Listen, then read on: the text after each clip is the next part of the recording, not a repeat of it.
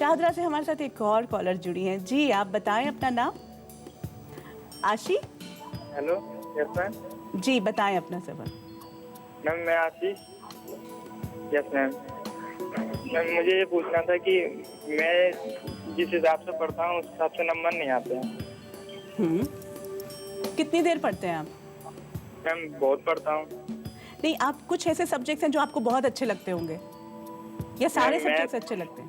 Ma'am सारे subject में पढ़ना चाहता हूँ अच्छी तरीके से, बट उस हिसाब से नंबर नहीं आते, पढ़ता भी हूँ। अच्छा, किसी एक सब्जेक्ट में अच्छे आते हैं?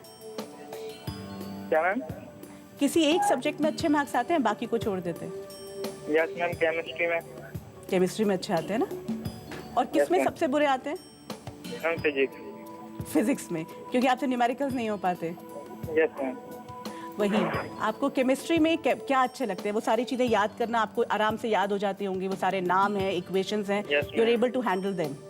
या मैम। तो अपनी स्ट्रेंथ्स को समझना पड़ेगा कि ठीक है, क्योंकि जैसे ही न्यूमेरिकल सामने आते हैं आप कंफ्यूज हो जाते हैं, आपको कुछ समझ में नहीं आ रहा होता कि ये मेरे को कैसे करना है, ब्लैंक हो सकते हैं। ये बहुत सारे बच्चों के साथ होता है। तो आपको रिटेन करने की आपके पास क्षमता है, अपनी क्षमता को पहचानिए। आप पढ़ते हैं, 2 बार पढ़ेंगे, 3 बार पढ़ेंगे, आपके पास रिटेन हो जाती है वो चीज़, इसीलिए आप केमिस्ट्री अच्छी तरह से कर पाते हैं। मैथमेटिक्स और फिजिक्स में आपको प्रॉब्लम आ रही होती होगी, उसमें भी आप एटलीस्ट फॉर्मूलाज रिटेन कर लें। अपनी टेक्निक्स को समझें, खुद को समझना बहुत ज़रूरी है।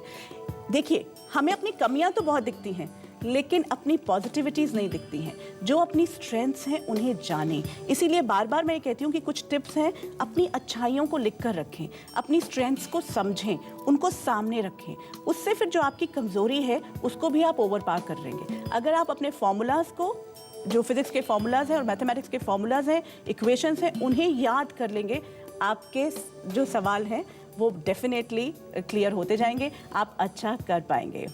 तो ये सारी बातें हम आपके साथ इसलिए कर रहे हैं। कुछ बातें मैं चाहूँगी कि पेरेंट्स ज़रूर समझें, क्योंकि पेरेंट्स कहते हैं कि हमें पता ही नहीं हम अपने बच्चे के साथ कैसे डील करें। तो आप खुद को और अपने आसपास हो रही चीज़ों को बेहतर समझते हैं, लेकिन ये मत भूलिए कि माता पिता आपको और भी बेहतर जानते हैं। उनके अनुभवों को अपने जीवन में अपनाएं। माता पिता और टीचर्स के बीच के जो मतभेद हैं उनको बढ़ाएं नहीं।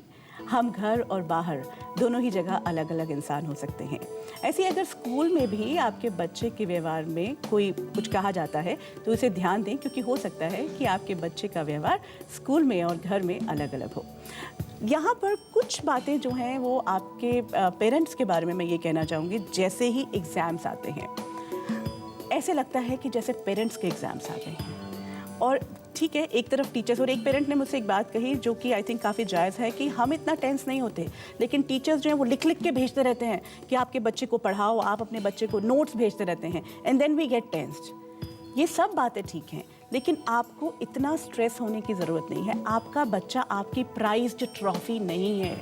बच्चा अपने हिसाब से अपनी ज़िंदगी जिएगा ही। आप उस पर चाहे कितने भी उसको कितना भी दबा देंगे या कितना भी अपनी तरफ अपने हिसाब से चलाना चाहेंगे, अल्टीमेटली आज का बच्चा अपने रास्ते खुद खोजेगा। कई बार तो ये भी देखा है कि बच्चे के बारे में इतने ऑड हो जाते हैं पेरेंट्स कि वो हमसे ज़्यादा जानता है तो उसे बातचीत ही ज़्यादा बंद कर देते हैं, ज़्यादा बात ही नहीं करते। तो ये भी करने की ज़रूरत नहीं है।